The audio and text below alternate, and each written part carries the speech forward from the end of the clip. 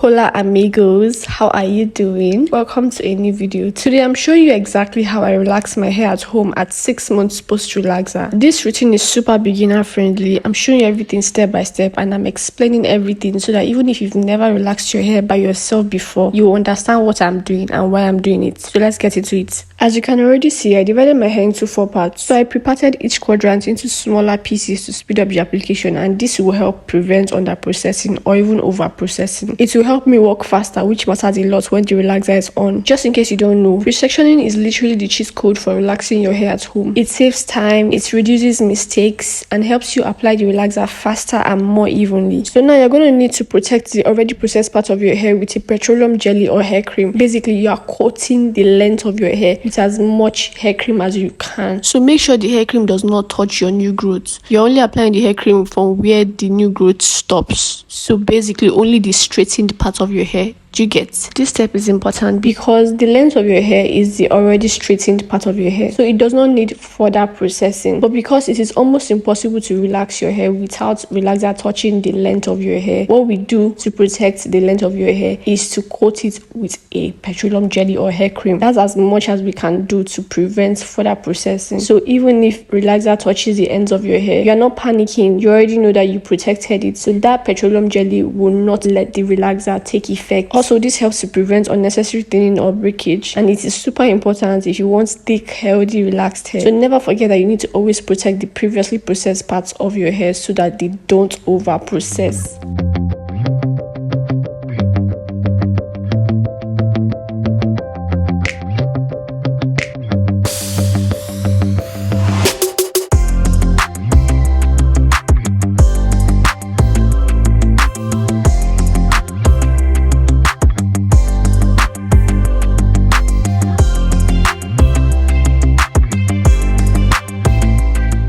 Okay, you know how I mentioned that my hair is 6 months post relaxer? This hair is as thick as any forest can be. But yeah, I'm using the Elan Relaxer today. I started with 2 sachets, got an extra one because my new growth is a lot and I don't want to run out mid application because that's literally the worst thing that can happen.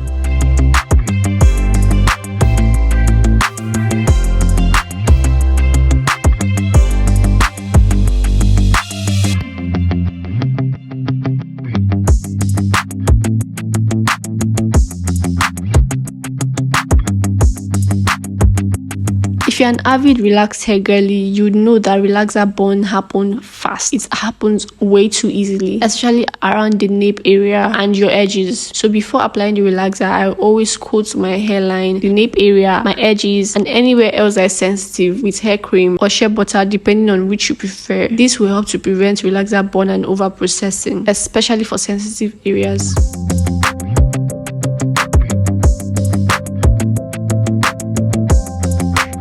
Before you start applying the relaxer on your hair, you should have already set a timer so that it will help you monitor how long you're spending on the hair, so you don't let the relaxer stay longer than it should. It is always stated at the pack of the relaxer by the manufacturers how long you're supposed to have the relaxer on your hair for, so you shouldn't let it last longer than that. I always start at the back because it's the thickest part and it processes slower. What I mean is that it gets relaxed slower compared to the front or other parts of my hair. It takes longer to get done. If you know, you know Nigerian English. But you get my point. I'm applying only on my new growth, not the previously relaxed hair. And I'm working in the pre-parted sections I created earlier. Remember, the purpose of the pre-parted section is so that now that I'm applying the relaxer, it will just be fast, smooth sailing, and I will not need to start parting it one by one. Do you get? So that the entire application time will be way faster.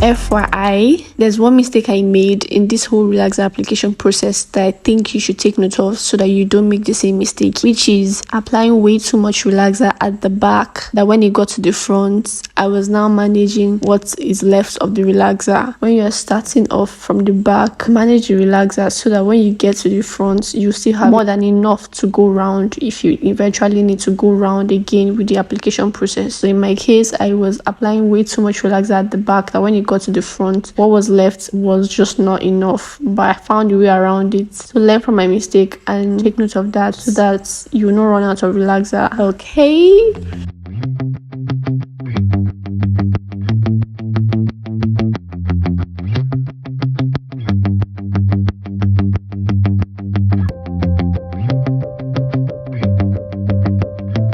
Once I finished applying the relaxer on all parts of my hair, I proceeded to washing it immediately. I rinsed with lukewarm water first. So you want to rinse out as much relaxer as possible before touching the shampoo so the chemicals don't react on your hair. So rinse before shampooing.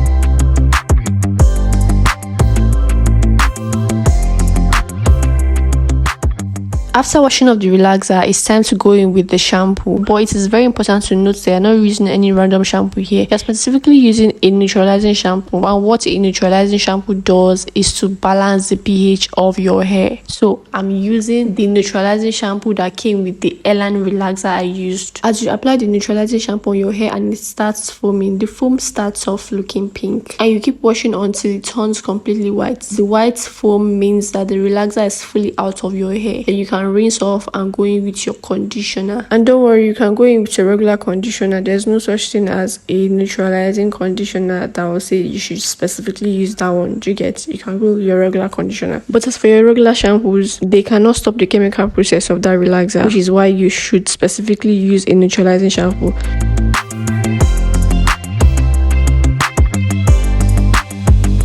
Now this is what my freshly relaxed hair looks like when it has air dried a bit.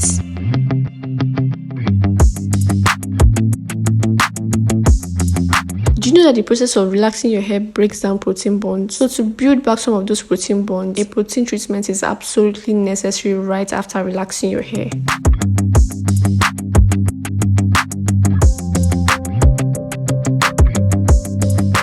I'm using the Elan hair mayonnaise and I'm applying it only to the strands, not my scalp, because the goal is to strengthen the hair and not coat the roots.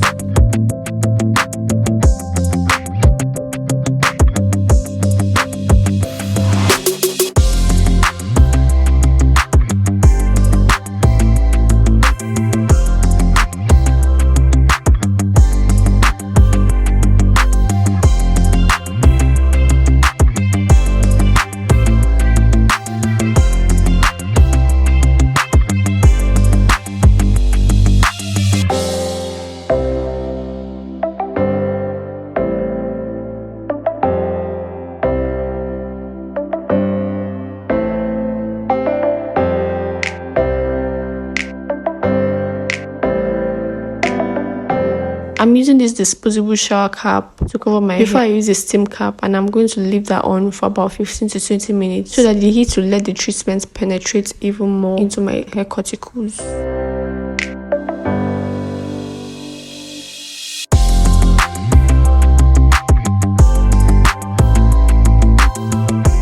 After sitting with the steam cap for about 20 minutes, the next thing to do is to take it out and rinse out the protein. We're rinsing it out with just water. No shampoo needed for this wash. By the way, my hair instantly feels 10 times softer. Anyways, let's go wash it off.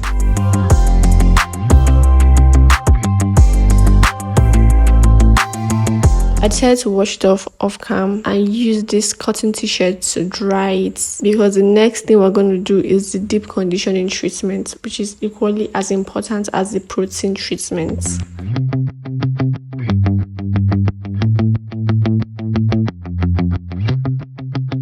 The deep conditioning treatment comes right after the protein treatment, because the protein is supposed to strengthen the hair, while the deep conditioning treatment is supposed to help balance out the moisture in your hair. This just means that the deep conditioning treatment will help prevent stiffness or dryness in your hair. Have you ever had a time where you relaxed your hair, but then when it got dry, it got so stiff, so hard, you could barely comb it? That's because the chemical process that your hair undergoes when you relax it typically dries out all the moisture in your hair. So when you now also follow it up with the protein treatment, that also makes your hair strands strong and looky stiff. When you do all of this and you don't do your deep conditioning treatment to bring back the moisture in your hair, trust me, your hair is going to be as hard as a rock, very, very strong, and you don't want that, right? Which is why your deep conditioning treatment is very essential. So don't skip this on your relaxer day. Even if you skip it on the day you relax your hair, the following day do your deep conditioning treatment. Very important. So after protein, you always follow up with moisture, and I'm using the Lush deep conditioner. I'm applying it all over my hair, the length of my hair, the root of my hair, but not too much on my scalp, so that I don't end up with product buildup. And when I'm done with all of this, I'm going to steam it again for 15 minutes.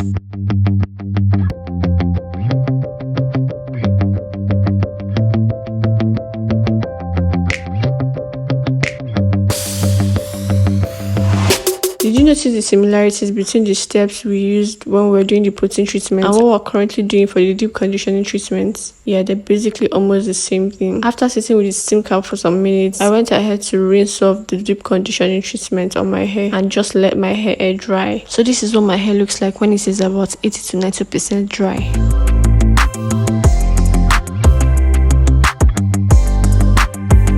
So I already planned to straighten my hair, which is why when my hair was almost dry, I sprayed a heat protectant on it and straightened my hair on low heat. I'm using low heat because my hair is freshly processed, so I don't want to be too hard on it. I need the straightener to be gentle on my hair.